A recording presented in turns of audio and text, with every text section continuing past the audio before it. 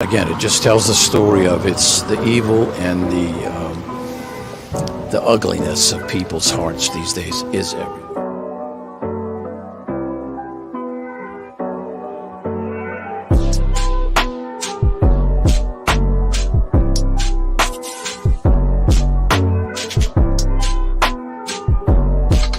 This is Franky Rose's Think Tank.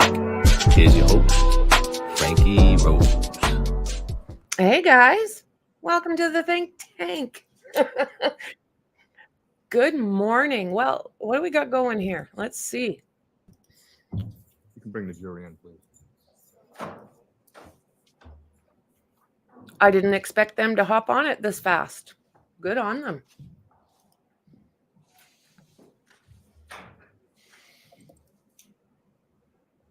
Hoofda.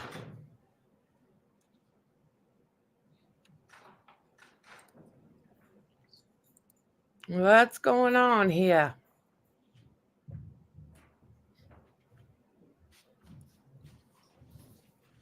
I can't see there being a verdict.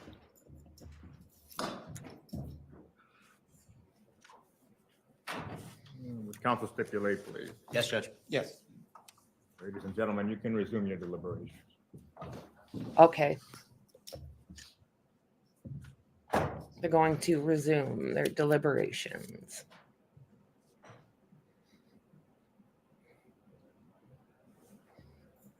Thank you. Recess.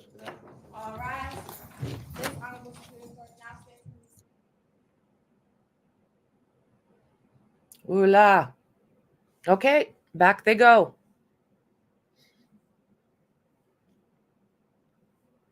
Do you guys think we're going to hear today anything?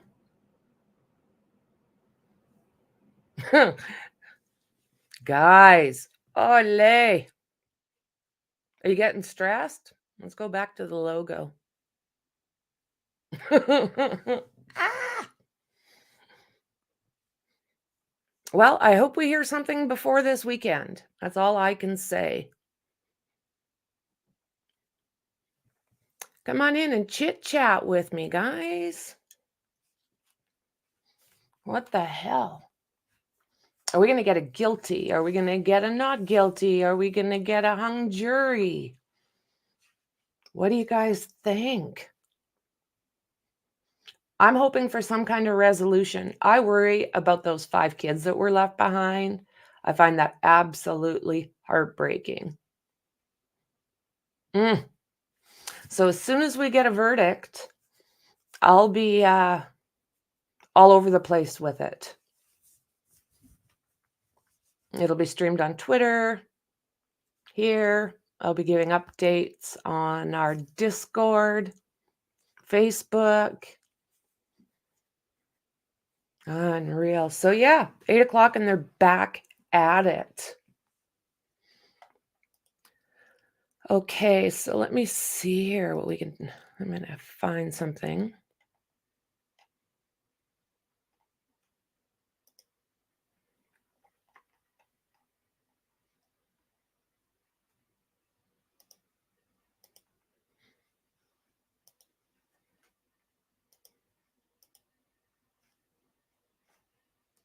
Second full day of deliberations without a decision. The jurors did have more questions for the judge today as they continue to weigh the fate of the first person to stand trial in the disappearance and death of Jennifer Dulos. We have team coverage from Stamford, NBC Connecticut, Shannon Miller and Kevin Geis, both joining us live outside the courthouse with the very latest. Good evening to you both. I really hope we get answers today, guys. It'll be a very long weekend if we don't. Keisha and Mike, those deliberations for this second full day of testimony started here around 10 a.m. this morning, and then it was around 12:30. So, of course, we're talking about yesterday here, right? This afternoon that the jury then posted another note to the court saying that they had another questioner, Kevin Geis, in the courtroom as the question was read out loud. And Kevin, this really had to do with the verbiage of the tampering with evidence charge and the term of accessory or accessorial liability. Let's talk about that part of the case, what it has to do. So maybe we'll get a good explanation as to the verbiage. with this count in particular, which has to do with May 24th, the day that Jennifer Dulos disappeared, and what allegedly happened on Albany Avenue. Right, so jurors wanted clarification from the judge if Michelle Troconis had to alter, conceal, or destroy physically, essentially physically touch any of that evidence for the charge to constitute tampering with evidence. This all stemming from the Albany Avenue scene where investigators say Troconis was seen in Fotis Dulos' Ford Raptor driving along Albany Avenue in Hartford, and where Dulos was seen disposing of trash bags and license plates. You'll recall forensic experts testified Troconis' DNA, 3 skin cells, or roughly 3 skin cells, are the equivalent of 3 skin cells.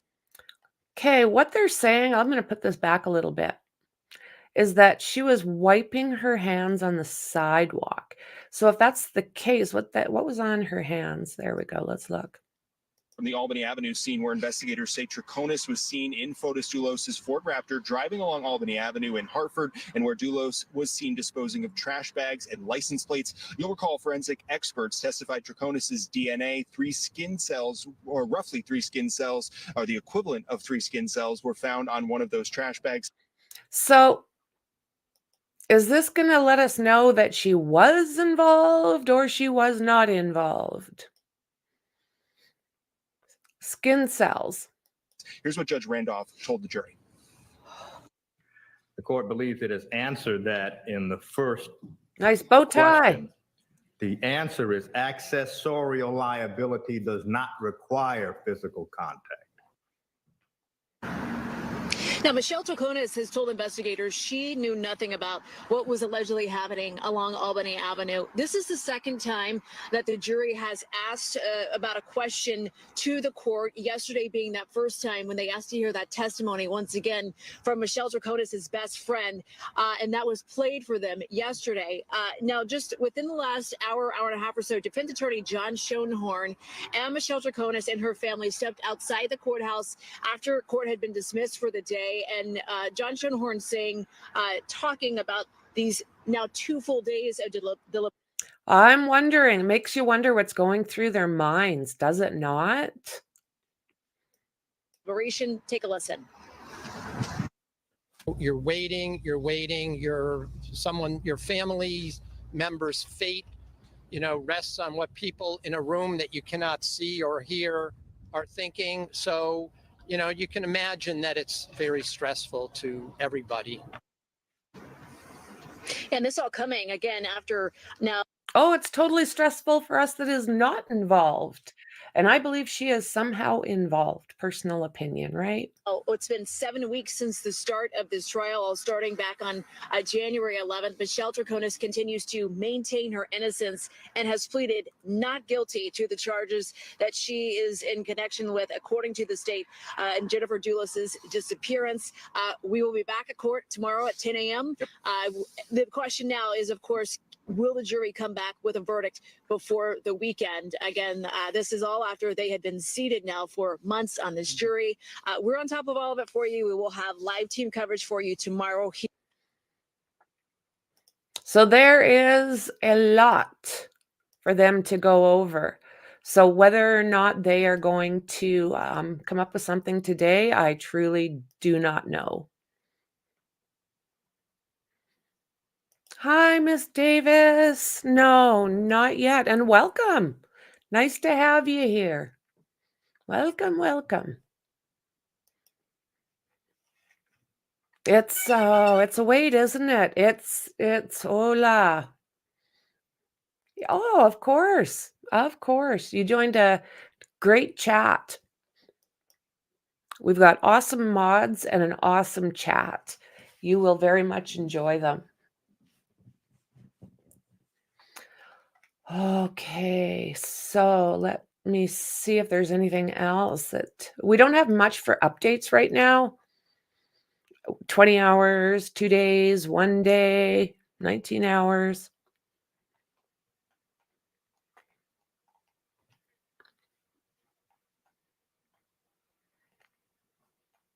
Four hours. What's this here? Where was Michelle Troconis the day Jennifer Dulos disappeared? Let's take a look. Might be able to bump this up for you a little bit. No, thank you.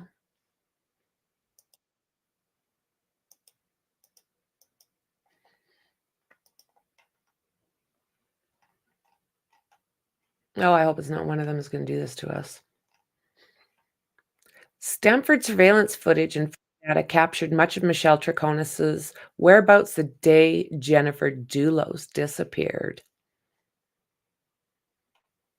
Some of the evidence contradicted statements that Troconis made in her 3 interviews as police, as well as what she wrote in a timeline police and prosecutors dubbed as the alibi scripts. You guys remember that? They got her notes, and it was basically, oh my goodness, it was very, very much, what word am I looking for? A lot of things that point to Troconis being culpable, let's put it that way. So she's 49 years old and is charged with conspiracy to commit 2 counts of conspiracy, commit tamper with physical evidence, 2 counts of tampering with physical evidence, and 1 count of second-degree hindering prosecution. She is free on bond. After closing arguments Tuesday, which encompassed several weeks of evidence, including new revelations, the jury continues its deliberations. And let's see. The trial has been more than 4 years in the making. Was started as a missing persons case that ballooned into a massive investigation that brought in several law enforcement agencies and captured media attention from around the world. The disappearance also inspired numerous documentaries, a Lifetime movie, and a law that broadened the definition of domestic v in Connecticut. Jennifer Dulos, 50 years old, vanished amid a contentious 2-year divorce and custody dispute with her estranged husband, Fotis Dulos, who quickly became a prime suspect in her disappearance. Troconis was living with Fotis Dulos, her then boyfriend, in Farmington at the time, and is accused of trying to create an alibi with him for the morning his estranged wife disappeared and helping to clean up a pickup truck police believed was used in the crime. Fotis Dulos committed S in January 2020 while facing M charges, kidnapping, and other charges in the case. Despite law enforcement's widespread searches, even crossing state lines, police have found no trace of Jennifer Dulos' body. She was presumed dead by police and her family for years and was declared legally dead in October. During the investigation, police said they found timelines that Troconis and Fotis Dulos created their whereabouts on the day of the disappearance on May 24th, 2019. These timelines omitted some details police deemed as crucial to the investigation, such as a trip the couple took to Hartford, where Fotis Dulos was seen on video dumping trash bags in receptacles along Albany Avenue. It's horrific. Police later discovered a DNA-stained shirt and bra in the trash, along with zip ties, duct tape, and ponchos that forensic scientists indicated had Jennifer Dulos' DNA. There was also altered license plates, which previously belonged to Fotis Dulos, in a storm drain nearby. When the police interrogated Troconis about the inconsistencies in her statement and her timeline, she said that Fotis Dulos told her what to write in her timeline. Here's where Troconis was on May 24th, 2019, according to evidence shown in trial.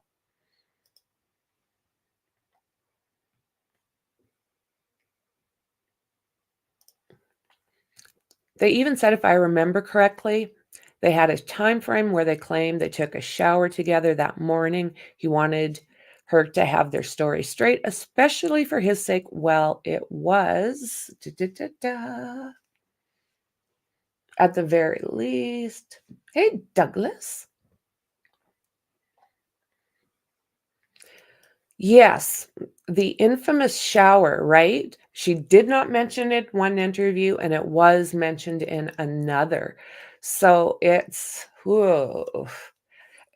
There's so much that contradicts each other that it blows me away. And we're still looking at the court's logo. So according to Troconis's timeline, the police interview, she wrote, she woke up at 6:40 a.m.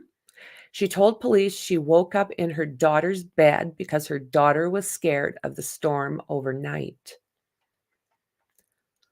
The timeline states Troconis then took a shower with Fotis Dulos, here you go, but later she told police she did not see him that morning. Yes, exactly, right, Miss Davis? Hey there, Tracy, good to see you. We're waiting patiently.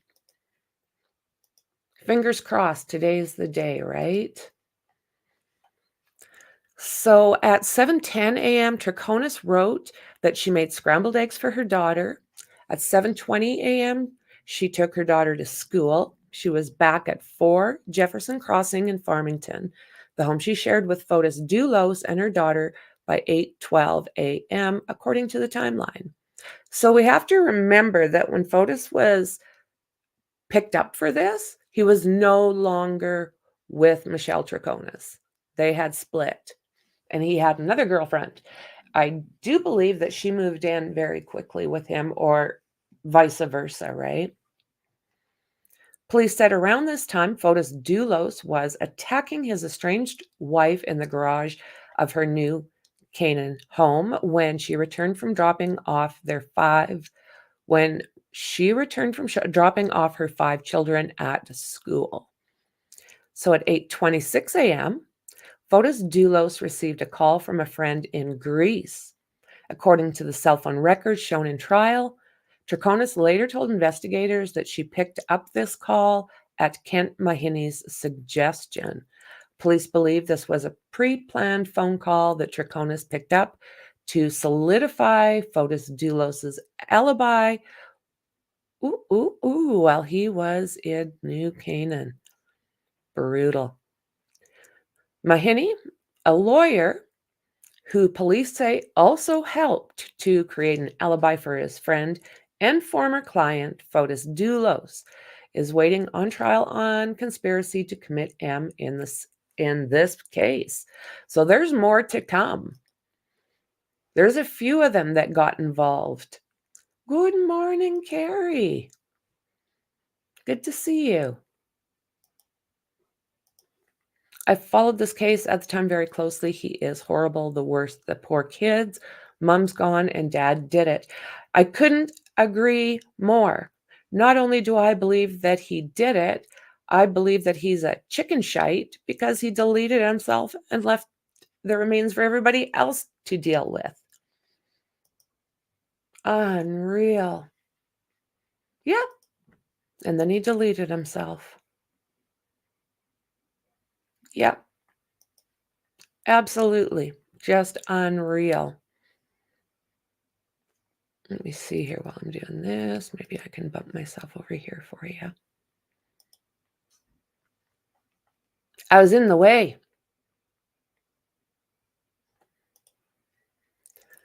Okay, so that call that Troconis answered was included on Fotis Dulos's timeline, but not on hers. Many other calls and texts to Fotis Dulos's phone went unanswered and unopened. Phone data showed the first outgoing call from his device was at 1:19 p.m., investigators said during the trial. So the timeline continued. She stated she cooked an omelet at 8:30 a.m.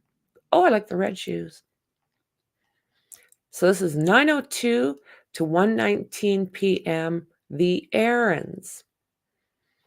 Cell tower data showed Troconis's device traveled north towards Canton before eventually returning home. She told police she returned a purse to a friend, Hutch Haynes. His wife had left the purse at the 4 Jefferson Crossing during a dinner party the evening before. Haynes corroborated this in his testimony. Troconis then went to Stop and Shop, where she bought parsley and took selfies with the store's robot, Marty. All righty. Clara P2, okay, let's go for this. Duperon? I hope. Also testified that Troconis visited her at a shop that morning and said goodbye before Duperon departed for a trip. In the timeline, Troconis wrote she went to a pond in Avon to water ski around 11:30 a.m., but no one was there to pull her. She then wrote she had lunch with Fotis Dulos between noon and 1 p.m. The timeline indicated she was home from noon to 3 p.m., 1:36 to 5:27 p.m., trips between 80 Mountain Spring Road and 4 Jefferson Crossing. So that afternoon, Troconis made a series of trips between 4 Jefferson Crossing and 80 Mountain Spring Road, a 4-group property that was shown by a real estate agent the next day. Ooh la. Guys, did I miss anybody? Good morning, everybody. Oh, is Mom in the house? Good morning, Mom. Good to see you. We'll throw your link up. Can we get Mom's link, please?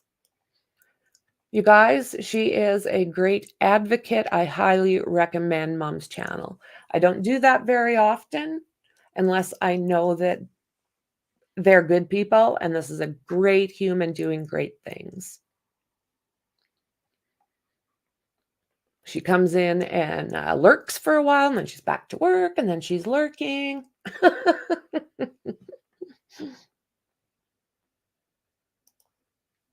I know of this heartbreaking case, but not kept watch much. All these crimes did my head in a little, so needed a break from it all. Hey, I understand that, Tracy. Yeah, I understand that. Okay, let's see here. Give me 2 seconds.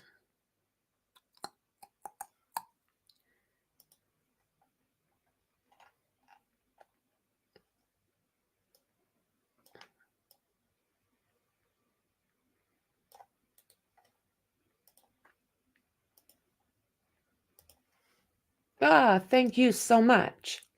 So come on over and support Mind of Monsters. I call her Mom. Great channel, guys. Great channel. That's what I think, Miss Davis. I just wish she could be found for her family and kids' sakes. I wonder what he did with her. I hope they find her. I mean, it's heartbreaking. Ooh. Are you close to evacuating, friend? Or are you safe? Right back at you, friend. Right back at you.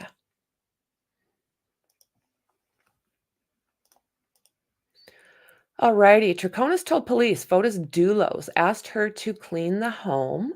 She said she brought sponges, garbage bags, and a cleaning solution. In her third police interview, Troconis said she saw Fotis Dulos cleaning out Paul Gemini's Toyota Tacoma, remembering that he was borrowing other vehicles to do some of this. Police believe Fotis Dulos used his worker's pickup truck to travel to New Canaan to delete his estranged wife. She said Fotis Dulos asked for paper towels because he spilled coffee. And I also have a bridge to sell, y'all. The first trip to Mountain Spring Road occurred at 1:36 p.m. Surveillance footage showed she stayed for 5 minutes before returning to Jefferson Crossing at 1:41 p.m. Now, cell tower data showed Troconis received a call from Fotis Dulos through a cell site associated with their residence at 1:53 p.m. Troconis then returned to Mountain Spring Road again at 2:01 p.m., stayed for 23 minutes, and then went to Jefferson Crossing at 2:24 p.m., according to surveillance footage prosecutors presented at trial. A little bit of hydration. Okay. Thanks for stopping in, friend. Fires are still burning a safe distance away. Okay. Stay safe, friend. Last thing you want to hear is that there's bushfires, big ones in Australia. Just the smell reminds me of 4 years ago, night crew. Stay safe. Oh, it's heartbreaking. Yeah, stay safe.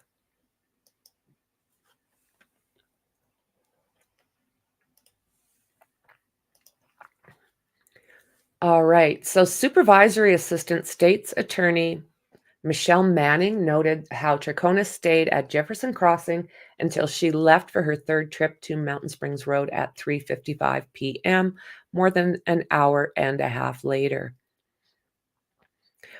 What is she doing between trips 2 and 3? Manning in her closing arguments Tuesday. Let's say that again. What is she doing between trips 2 and 3? Manning asked her in closing arguments Tuesday. Between 2:24 and 3:55, when she is alone at 4 Jefferson Crossing, she's burning something, and then she's not burning something, and then she's burning something again. So I find that really odd. I find that very, very odd. Security footage from a neighbor's home showed smoke coming from the chimney at 2:56 p.m.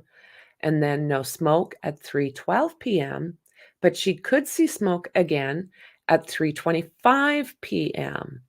While at 4 Jefferson Crossing, Troconis exchanged 2 phone calls with Fotis Dulos at 3:16 and 3:35 p.m., according to cell tower data in the trial. Troconis made her third trip to Mountain Spring Road at 3:55 p.m. and exchanged another phone call with Fotis Dulos at 3:57 p.m., according again to cell tower data. Troconis went back to Jefferson Crossing at 4:04. Good Lord. She then returned to Mountain Spring Road at 4:23 p.m. And Goumeny showed up about 30 minutes later, according to surveillance footage. At some time during these trips, Troconis told police Fotis Dulos attempted to fool around with her against the passenger door of the Tacoma. Good Lord. There's something unsettling about the defendant and Mr. Dulos fooling around on the passenger side of that Tacoma on May 24th, 2019, Assistant State Attorney Sean McGinnis told the jurors in his closing arguments. So we did look at those yesterday, those closing arguments, while we were waiting for a verdict.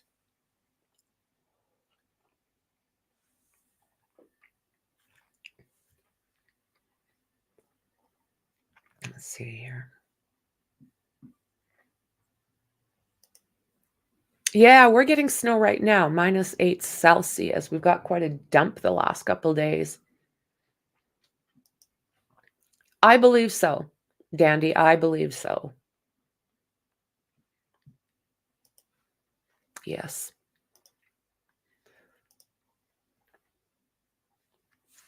So Troconis, Fotis Dulos, and Goumeny then left Mountain Spring Road at 5:02 p.m. At that point, Manning and Troconis took Goumeny's, I hope that's right, truck keys to her, and Fotis Dulos could clean the vehicle of any evidence. But Goumeny insisted he wanted his truck for the weekend. Troconis and Fotis Dulos exchanged another phone call at 5:16 p.m., according to cell tower data. Troconis went back to 80 Mountain Spring Road for a fifth time at 5:23 p.m. to return Gumini's keys, and after 4 minutes, she returned to 4 Jefferson Crossing, the video showed. In Troconis's written timeline, the last entry states she drove to pick up rugs at 5:10 p.m., but the store had closed by the time she got there. The last clip of the smoke could be seen wafting from a chimney at 4 Jefferson Crossing at 6:42 p.m., Manning said. 7:30 to 7:49 p.m. trip to Albany Avenue. Troconis told police that Fotis Dulos suggested the two take a trip to Starbucks around 6:30 or 7:30. Surveillance footage showed Fotis Dulos with Troconis as a passenger driving his 2014 Ford Raptor pickup truck down Albany Avenue. Several plastic bags could be seen in the bed of the truck, police said in the warrant. Around 7:32 p.m., the vehicle turned south onto Milford Street and traveled for about 7 minutes. The vehicle drove through a portion of city streets not covered by surveillance cameras, the warrant stated. The Ford Raptor could be seen again on Albany Avenue at 7:39 p.m. At that time, the vehicle stopped at Garden Street, where a man believed to be Fotis Dulos got out of the driver's seat, grabbed a black plastic bag, and placed it into a trash can on the sidewalk. He then took what appeared to be a floor mat and leaned it against the nearby building. I remember seeing this stuff.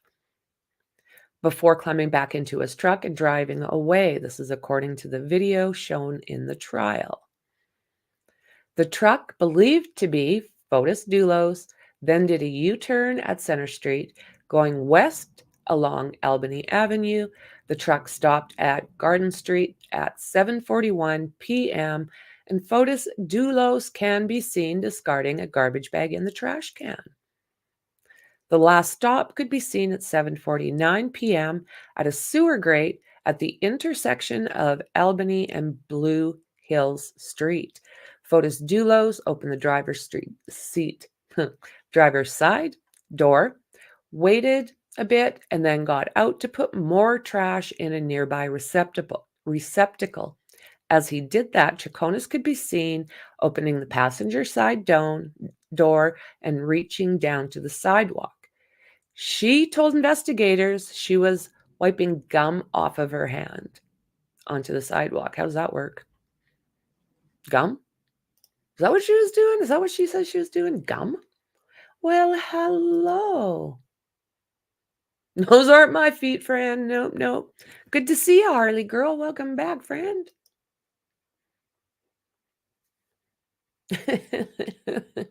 No, I wouldn't wear those shoes. Nobody could pay me enough to wear those shoes. They're ugly. All right. So after throwing away a garbage bag, Fotis Dulos was seen walking to the passenger side door, which was located right above a sewer grate. In the footage, it appears Fotis Dulos dropped an envelope into the sewer grate. Police later drained the sewer and recovered the FedEx envelope containing license plates, once registered to Fotis Dulos, that were doctored with adhesive tape. Did a pretty good job of that. Police retrieved trash from the 3 sections and found a DNA-stained shirt and bra. And I mean, you want to talk about stained? Voila, guys. So they did believe at the time this belonged to Jennifer Dulos. They also seized 2 ponchos, zip ties, a bent mop or broom handle, a razor blade, a set of keys, a pair of black gloves, a black bag, a white t-shirt and white bath towel. The gloves, the bag, and the white t-shirt and the bath towels had what appeared to be DNA-like stains. John, oh, there we are. Schoenhorn, Troconis' attorney, has claimed that his client didn't know what was in those bags. Troconis told the police, okay, that she was on the phone with her mother and later said, phone with her mother and later her daughter while on Albany Avenue, and was just along for the ride for a trip to Starbucks. She told police that Fotis Dulos had thrown away trash bags in a similar manner in the past, but the location was odd to her. I don't know. Yeah, well said, Dandy. They really are, Carrie. Yeah, not a hope. Never would you see me in those ugly things. Nope, nope, nope, nope. I'll go barefoot before that.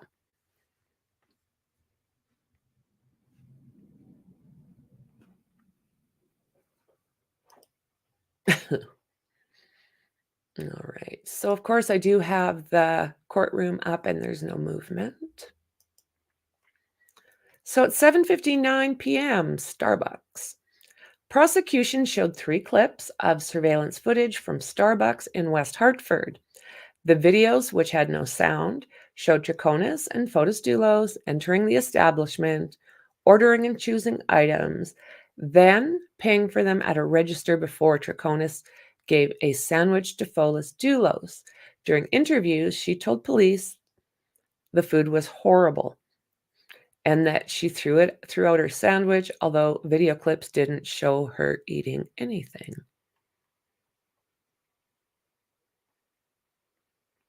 I don't mind the emerald, but I'm not fussy on the rest of it. And all those shoes on the right, just not happening. Not in this lifetime anyways. So, while standing near the register, Fotis Dulos paced back and forth. At one point, put both of his hands on the counter and leaned over slightly before standing up straight again, crossing his arms and checking his cell phone. Another angle showed the two talking while waiting for their orders, while Troconis standing with her arms crossed and Fotis Dulos moving his arms in the air while speaking. Just unreal.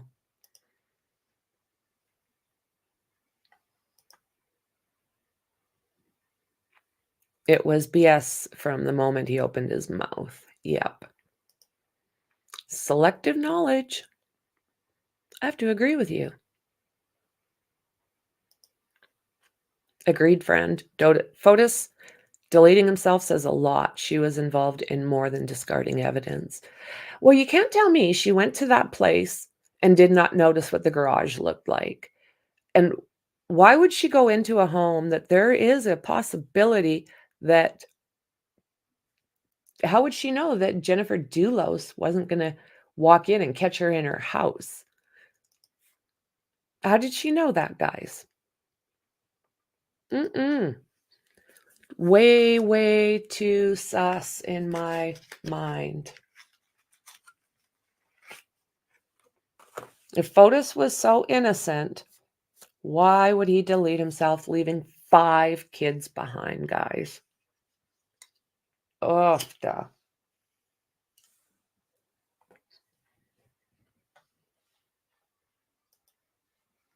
Yeah, I just can't imagine going into a woman's house that you know really isn't going to like you. Why would you go into her home and start cleaning? Wouldn't you be terrified, like I said, that she was going to walk in and catch you, the woman that's been sleeping with her husband? You know? That, yeah. No way in hell would I put myself in that position. Oh, okay, I'll come over and clean your wife's house. She won't mind, will she? You know, no problem. She likes me. Hey, Mikey. It's like, what?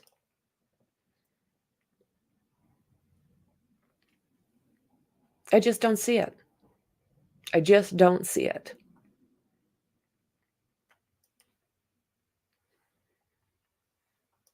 So the rest of the evening. So after they returned to 4 Jefferson Crossing, Troconis said in her interviews with investigators that the police came to the house at one point in the night and spoke to Fotis Dulos for about 15 minutes.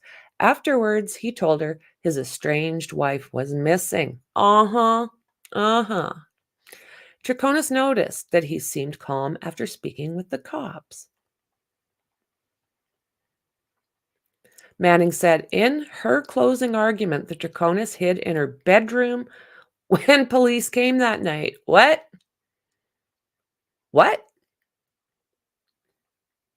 I mean, I wouldn't like cops banging on my doors either, but let me tell you, I'd be answering.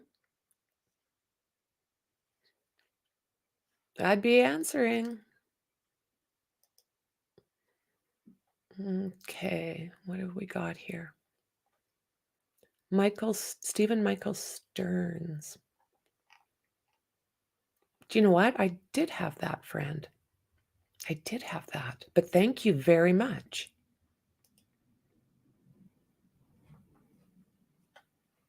Yeah, that's exactly. She would have to have big cojones. But if you know she's not going to walk in, nobody's going to walk in, and you're just helping your guy, I guess, clean up after what he did, and she knew that she wasn't coming in, okay, then you might feel good enough or have the cojones to go in. But no. That's what I was wondering. Why was she hiding? Yeah. These people that are willing to do this type of thing and not deal with the repercussions make me sick to my stomach. It's bad enough they do it and then they act the coward. It's not a fun feeling, is it? She was hiding. So the police knocked on her door that night. When her daughter is not home, Manning said, the police wanted to talk to her about her boyfriend's wife being missing. And they are in the middle of a contentious divorce and custody battle. She didn't know anything. So why would she hide in her bedroom? She was hiding from police that night. She was hiding from the truth, Manning said. Right? Fotis Dulos repeatedly told Troconis not to worry, and Jennifer Dulos had done it in the past. All right. In an apparent reference to her not speaking with her family for a period of time years earlier, Fotis Dulos then started calling his lawyers and insisted on going with Troconis to pick up her daughter from a school play, which she noted was unusual for her then boyfriend. Yeah.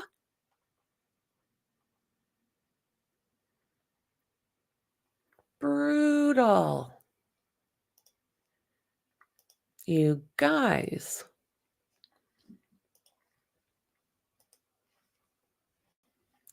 Let's see here if I can get any more updates for us that are not 19 hours to 20 hours ago.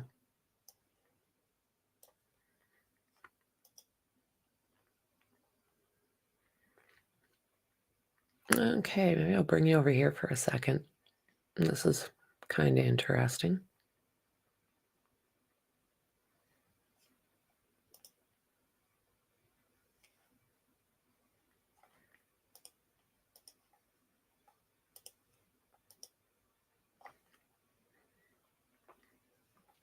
So this is from The Independent. After 11 hours of deliberation over the past 3 days, this is a 46-minute read and was this morning at 8:30 a.m. it came out. So after 11 hours of deliberation over the past 3 days, the jury has still not reached a verdict in the M conspiracy trial of Michelle Troconis. Jurors tasked with deciding whether the 49-year-old conspired with her former boyfriend, Fotis Dulos, to delete his estranged wife, Jennifer Dulos, in Connecticut, May 24th, 2019. I'll see if I can bump this up. There we go.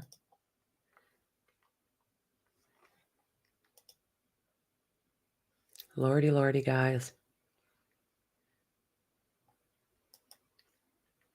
2 missing children in New Hampshire have been located and dad has been arrested. Thank you. Yeah, why was she hiding? Because that's what innocent people do, Tracy, right? Oh, yeah.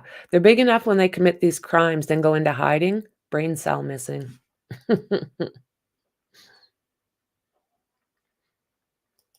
Hopefully we see it here again. There was a couple, right? We went through one this morning. But let's see what else we can find out, friend. Yeah, I agree. I agree. These monsters, it blows me away, guys. And of course, I am still keeping tabs on the courtroom and there's no movement.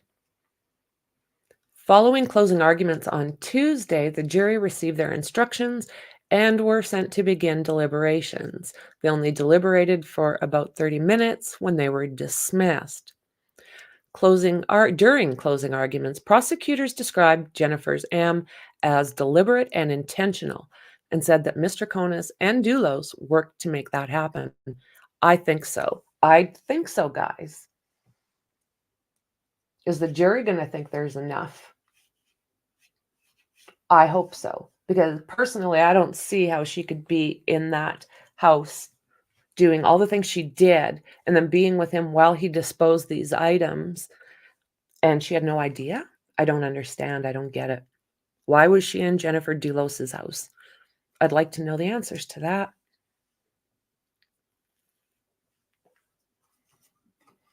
I hope the jury wanted the answers to that as well. So Jennifer's body has never been found, but she was officially declared deceased with finding that she died in a violent death at the hands of her ex-husband, Fotis Dulos. January 2020, Fotis deleted himself after being charged with her M. Bye-bye, bastard.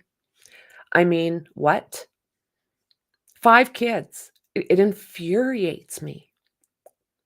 Ms. Troconis has pled not guilty and insists she did not know Fotis was doing anything nefarious as she watched him toss garbage bags into random bins, or as she helped him write up a timeline of their whereabouts on the day Jennifer disappeared. So, key points. Michelle Troconis' trial nears the end. State says case is about conspiracy and cover-up. Defense claims 3 words prove innocence. Jury watches playback of Michelle Troconis' friend's testimonies. That was the first one, right? Deliberations enter their 3rd day. So as of today, jurors are now on their 3rd day of deliberations. So far, they have sent 2 notes to the judge, the first on Wednesday morning that requested testimony from Troconis' friend, Clara Petou. Okay, let me write that name down, Clara Petou. Let's see if I can find her when she was on trial, like when she was on the witness bench. On Thursday, they sent another note. So this is probably the one you're asking about, Dandy. And the questions were about the definitions of tampering and accessorial liability. Deliberations resumed. The court reconvened at 10 a.m. and the jurors were quickly sent back to their chambers to continue deliberations. And they were. We watched them do that first thing this morning. So they've already been deliberating for 11 hours since the end of closing on Tuesday. Will there be a verdict today? Deliberations have resumed.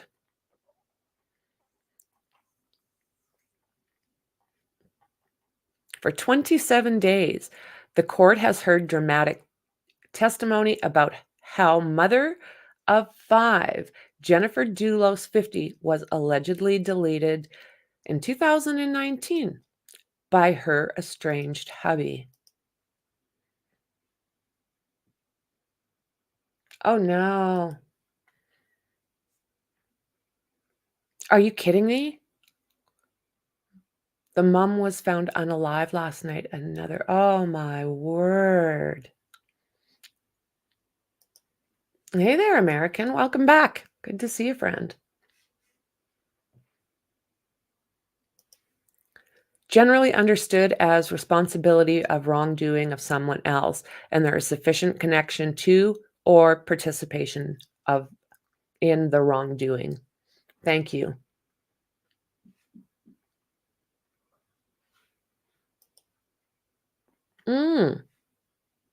The headline.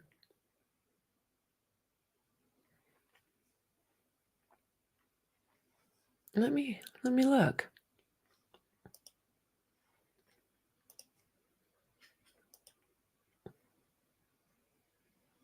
Oh crap.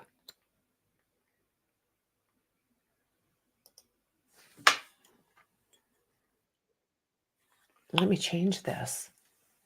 I had no idea.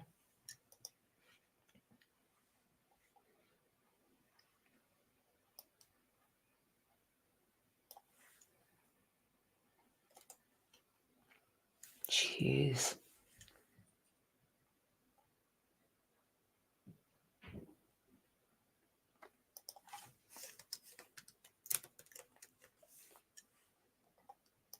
Jeez. Thank you, Tony.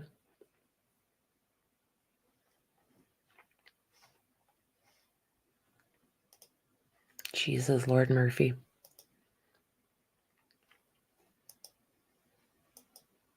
Oh, they're wanting to review this one. Isn't that something? Okay. Wowzer. Thank you, Tony.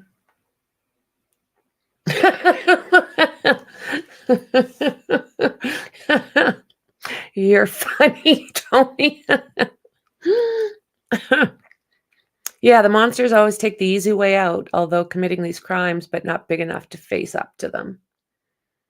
Makes my skin boil. No, I can't do the clickbaiting thing. That was a complete boo-boo. Yeah, complete boo-boo. So thank you for mentioning it. I put up the wrong one. Oh, sorry. I think I've told y'all that I pulled my groin when we got our new sectional. This was like over a month ago now. Over a month ago now. And last night, night before last, Jazzy and I got into an argument over a piece of garlic toast. Like literally, I was like pulling it away from her and I ended up hurting it again. So now I'm limping around. Yes, Frankie made a boo-boo in the corner. In the corner. You come see us anyways, my friend. Oh, Frankie makes boo-boos. Yes, she does.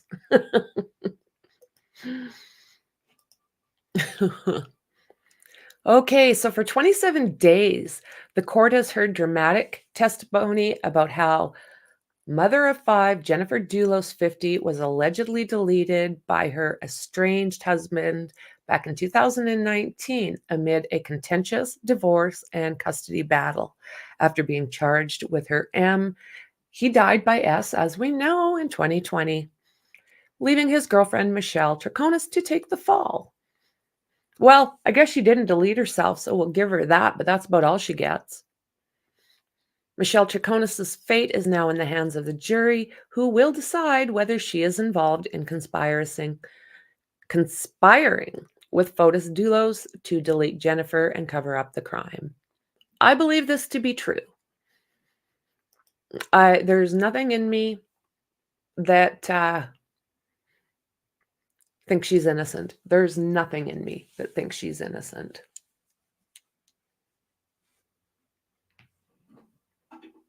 Oh, I'm sorry, Tracy. That had to hurt.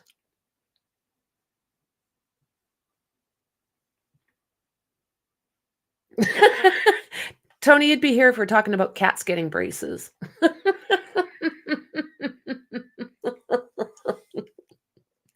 A good one, Dandy.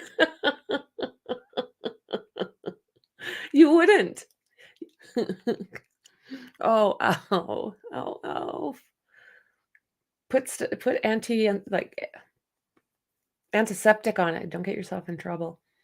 That I may pass on. You wouldn't. You would be here. And not only would you be here, you would be here with like knowledge.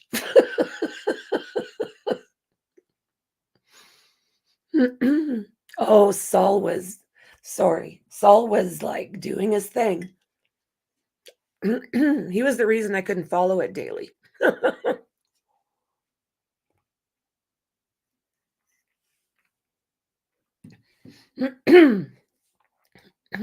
No, she is bailed out.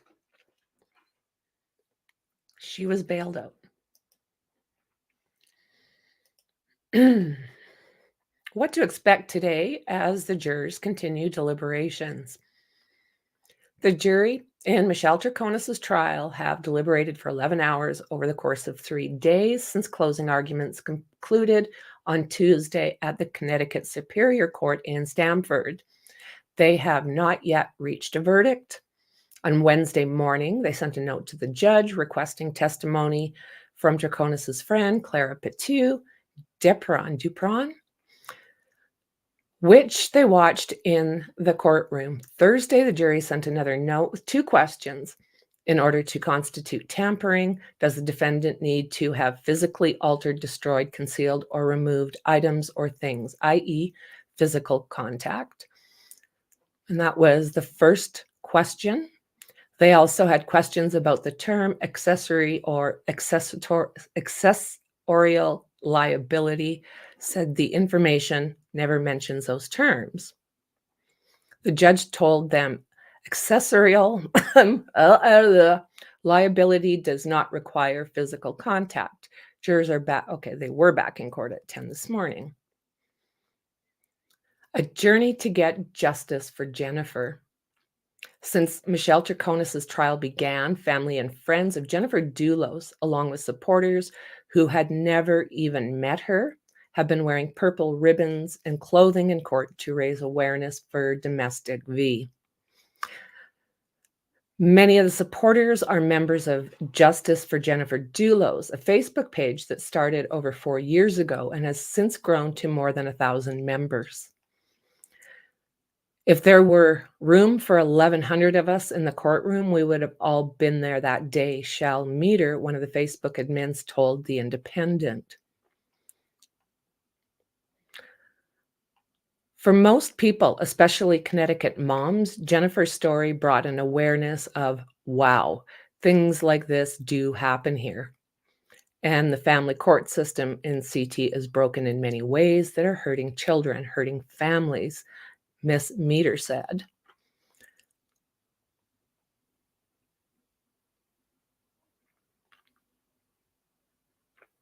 Women fighting for Jennifer. Justice for Jennifer show up at Michelle Troconis' trial. Nearly 5 years after Jennifer Dulos vanished without a trace, her late husband's lover, Michelle Troconis, will soon learn her fate for her alleged role in the case. Here's what has been happening in her 7-week trial in Stamford, Connecticut. Yeah, I'm surprised YouTube flagged this one.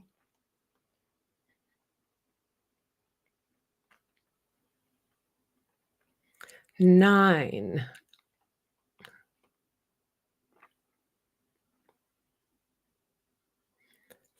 items believed to belong to Jennifer were shown in court. Who is Michelle Troconis' friend, Clara Dupron? Troconis' friend, Clara, or P2 Dupron, testified in on the 23rd of February. She claimed that she has information and evidence that disproves the state's case against Troconis. But after multiple objections, the judge did not allow Ms. Dupron to explain the specifics of her claims. She also talked about her relationship with Troconis dating back to 2017 and recalled their interactions on the morning Jennifer went missing. Ms. Dupron recalled Mr. Troconis acting normal. She also described Foda's Dulos' reaction to a custody report that the defense claims negates motive for the presumed murder of Jennifer Dulos, because Fotis wouldn't have done anything to jeopardize his chance to have his kids back. Oh, are you kidding me? Oh my God.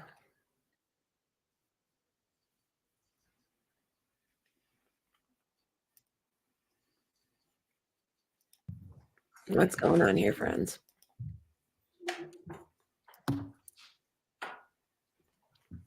What's going This on? morning, the jury handed Another, Chief Suda a note. Court will take the note from Chief Suda. another note.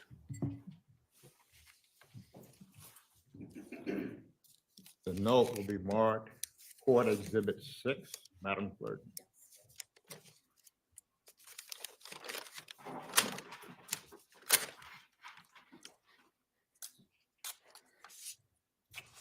The note is dated the 1st of March, 2024, 10:50 a.m. By the jury foreperson, Your Honor, the jury has reached a unanimous verdict for all 6 counts. We have a Marked as jury. Court Exhibit 6, signed by the foreperson. And bring the jury in. Guys.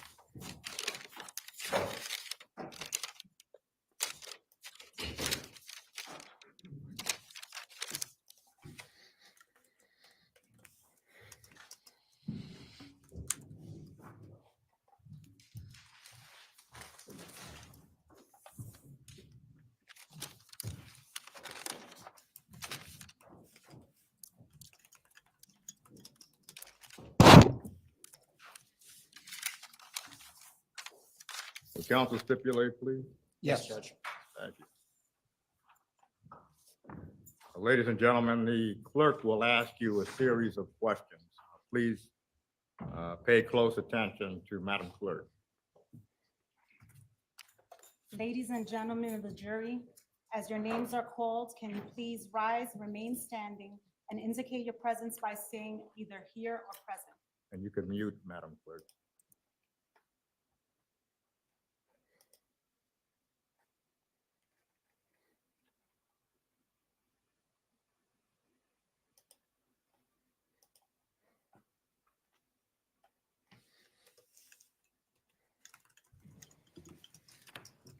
Ladies and gentlemen of the jury, in the case of the state of Connecticut versus Michelle Troconis, have you agreed upon a verdict? Yes. Will the foreperson please rise and identify himself? Everyone else can. Whoa, guys. Will the Whoa. defendant, Michelle Troconis, please rise and face the jury?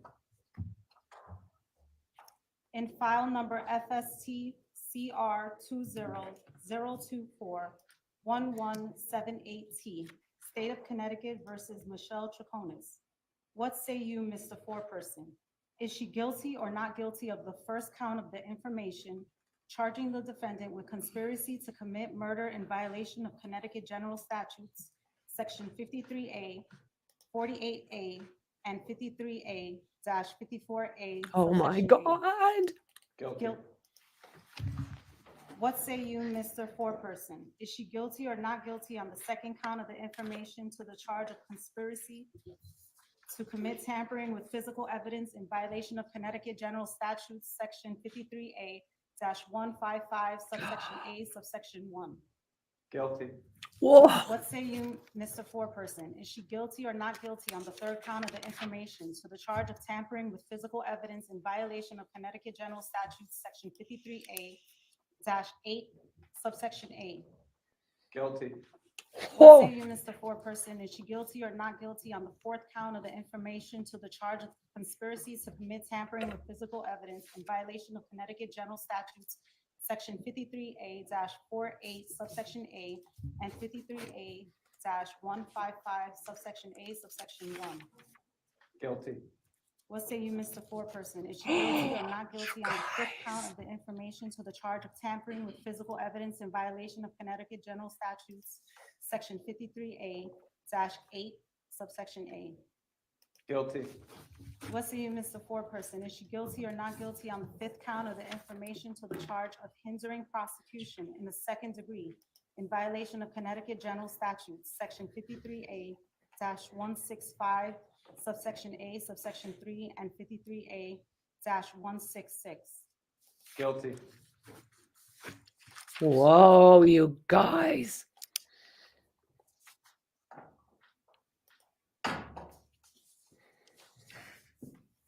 You ladies and, I'm sorry, one moment.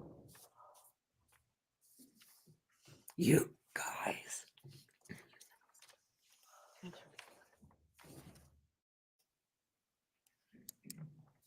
The court will then accept the verdict. Oh my God. Verdicts I don't are think she accepted expected and that. reported. Your Honor, I'd ask that the jury be polled, please. You have the polling document, Madam Clerk.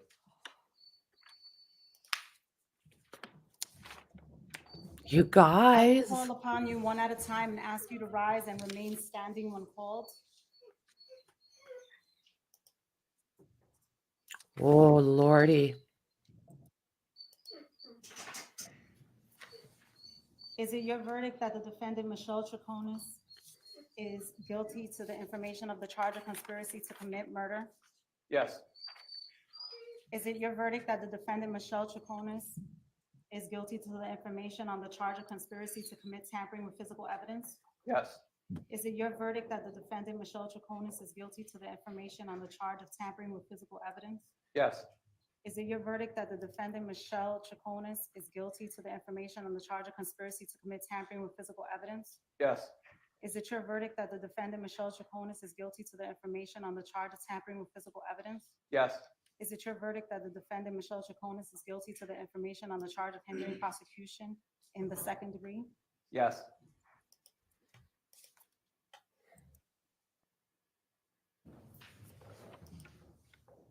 Is it your verdict that the defendant, Michelle Troconis, is guilty to the information on the charge of conspiracy to commit murder? Is it your verdict that the defendant, Michelle Troconis, is guilty to the information on the charge of conspiracy to commit tampering with physical evidence? Is it your verdict that the defendant, Michelle Troconis, is guilty to the information on the charge of tampering with physical evidence? Is it your verdict that the defendant, Michelle Troconis, is guilty to the information on the charge of conspiracy to commit tampering with physical evidence? Is it your verdict that the defendant, Michelle Troconis, is guilty to the information on the charge of tampering with physical evidence? Is it your verdict that the defendant, Michelle Troconis, is Ooh, guilty to the guys. information on the charge of hindering prosecution in the second degree?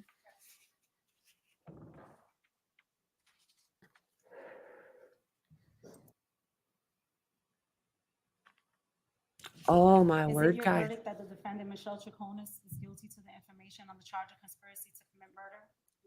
Is it your verdict that the defendant, Michelle Troconis, is guilty to the information on the charge of conspiracy to commit tampering with physical evidence? Is it your verdict that the defendant, Michelle Troconis, is guilty to the information on the charge of tampering with physical evidence? Is it your verdict that the defendant, Michelle Troconis, is guilty to the information on the charge of conspiracy to commit tampering with physical evidence? Is it your verdict that the defendant, Michelle Troconis, is guilty to the information on the charge of tampering with physical evidence? Is it your verdict that the defendant, Michelle Troconis, is guilty to the information on the charge of hindering prosecution in the second degree?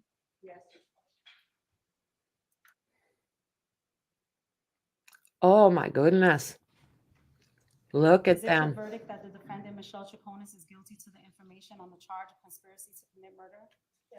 Is it your verdict that the defendant, Michelle Troconis, is guilty to the information on the charge of conspiracy to commit tampering with physical evidence?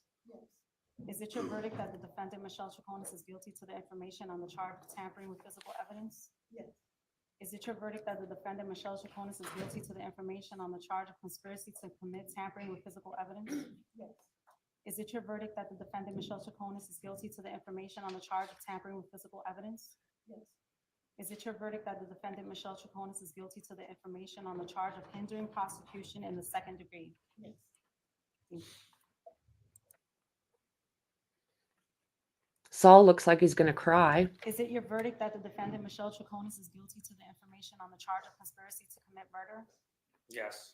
Is it your verdict that the defendant, Michelle Troconis, is guilty to the information on the charge of conspiracy to commit tampering with physical evidence? Yes. Is it your verdict that the defendant, Michelle Troconis, is guilty to the information on the charge of tampering with physical evidence? Yes. Is it your verdict that the defendant, Michelle Troconis, is guilty to the information on the charge of conspiracy to commit tampering with physical evidence? Yes. Is it your verdict that the defendant, Michelle Troconis, is guilty to the information on the charge of tampering with physical evidence? Yes. Is it your verdict that the defendant, Michelle Ooh Troconis, la. is guilty to the information on the charge of hindering prosecution in the second degree? Yes.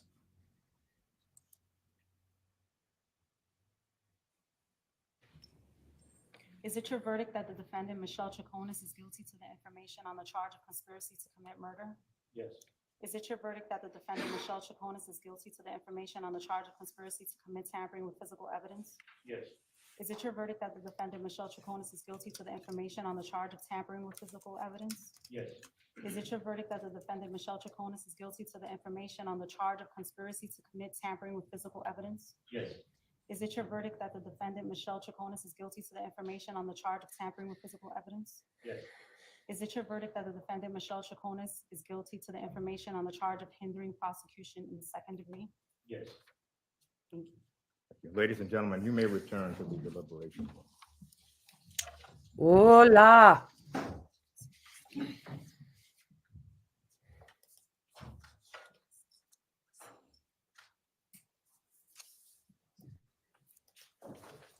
If I may be heard, Your Honor. Yes. Your Honor, at this point, the state is moving the court to revoke the defendant's bond or in the alternative, at a minimum, double it and make significant conditions upon her release if she were able to make it. She no longer entertains the privileges of the presumption of innocence as she has been found guilty by a jury of her peers of all 6 counts. One of those counts being a conspiracy to commit murder. There's also another warrant being prepared currently for her with respect to the charges of contempt of court. And if she is going to be making any kind of bond, the state would ask for strict conditions of house arrest and electronic monitoring, GPS bracelet. However, considering the fact that she has absolutely no ties to the state of Connecticut, has significant ties out of the country, let alone out of the state feels that this would be appropriate to revoke her bond in its entirety. So the state would ask for that. Counsel. Well, as far as I know, Connecticut does not have a no bond rule until sentencing and appeal. So that would not be even within the purview of the court. But I'll just note, for almost 5 years, Ms. Troconis has been out on a for at least over 4 years at this point, $2.1 million bond. She's appeared at every court appearance that was required. She has been allowed to travel. The state has continued to hold her passport. I am in possession of her Venezuelan passport, and I've had it since I've been in the case. And in any event, the United States does not have diplomatic relations with Venezuela, so she wouldn't even be able to obtain another one from that country. So I asked the court to maintain the current bond. She has a teenage daughter that she is, and at least for the time being, remains the primary caregiver for. Bond? She's appeared at all times. Her family all live in the United States. She's an American citizen. And I asked that the court not increase her bond and let her remain at liberty until sentencing. Thank you. So the bond set only on docket number ending in 1178. I would refer to the clerk, Your Honor. with I respect could to the answer bonds. that question. The first docket The court is going to number, refer to the clerk. We did a motion for joinder. The other 2 cases are closed out. So everything's on 1178. Thank you. and does the court wish to know how much there was on the other cases as well, or no? 'Cause- Well, it's only one docket number. Right, The court is going to set the bond on one docket number, yes. $6 million cash assurity. Whoa.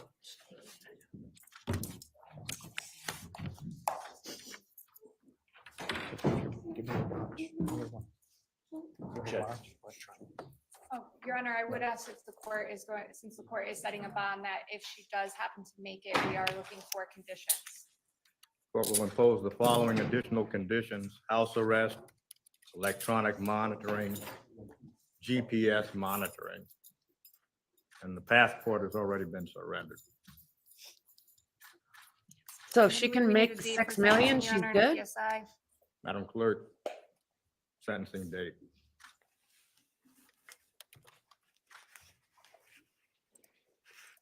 Hold on one second. She'll be able to make it.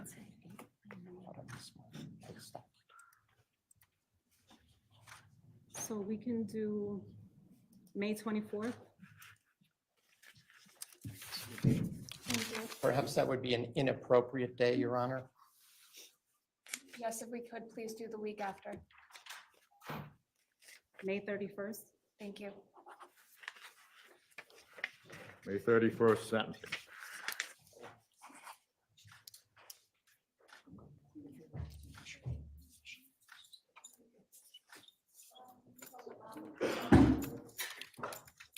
We stand adjourned. All right. Oh, you guys. Superior Court now stands adjourned. Everyone, please. She'll make the 6 million, guys. She'll be able to make that. I have no doubt. Law isn't about justice if you have the money. Yep. Money talks in this country. 2 million to 6 million bond, she's convicted. So she'll be able to, if she can make it, she'll probably only be out until sentencing. And then once she's sentenced, that'll be that. So I've got it written down. May 31st.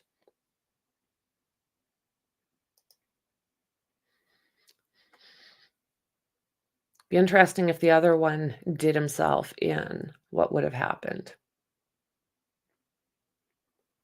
Yep. Her family and friends, the second verdict came in, they would have ran to the banks. Yes, I agree with that, friend. I do agree with that. They've got money. They have money. So it sounds like they're willing to do it, but she has to have an ankle bracelet on and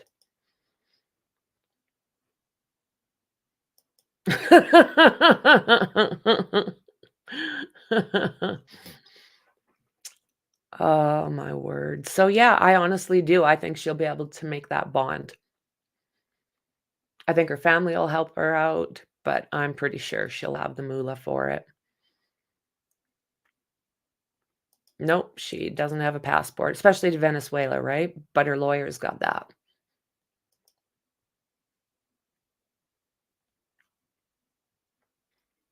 I don't know what she's going to do. I don't think she expected that. I don't think any of them expected that. Saul looked like he was going to cry. They all look like they were going to cry. I have no doubt about that, friend. Well, there you go. Now we wait for sentencing. And if she makes bond, I'll absolutely get back on here and we'll talk about it. Ooh la. So you guys, I'm going to set up in a little bit. We're going to take another look at the Miller hearing for Ethan Crumbly. And it goes up to 13. We got the last one.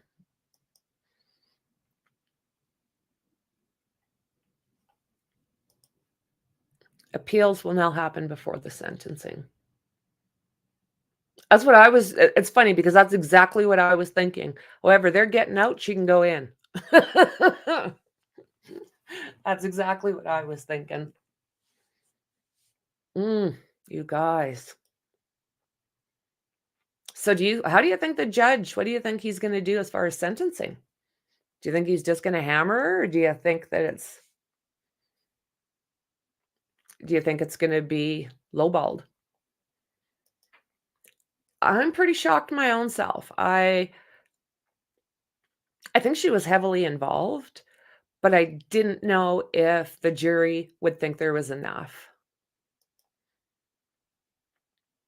Yeah. Yeah. Mortifying. 5 kids left without parents. Orphaned because of photo Dulos's actions and the help of, in my opinion, Michelle Troconis.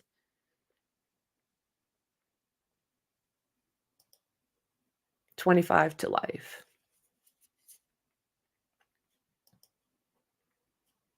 Yep, she does. She's got a teenage daughter as well.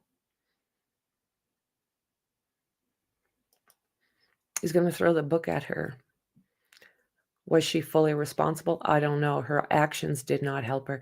They didn't. I don't understand. My biggest question is still, if that is the case, why was she in Jennifer's house if she knew nothing had happened? Why was she in Jennifer's house? You can't make me understand that, because it's just, you don't do that, especially if you think there might be a chance of her walking back in, you know? I think she had to have known, in order to be in Jennifer's house, I think she had to know that Jennifer was not going to walk in on her. I don't think she's fully responsible, but I do believe that all those charges, ultimately, yeah, I think there's enough to show that she was a little helper, I guess. Okay, guys. Well, that's what we've got here. So don't forget to subscribe, like, and share. Smash that bell button, because, yeah, the people have spoken. I stream at very unusual times, and I'd love to see you in the next one. Okay, guys. That's what we have. Guilty on all 6 charges. I'll see you guys in the next one. Bye.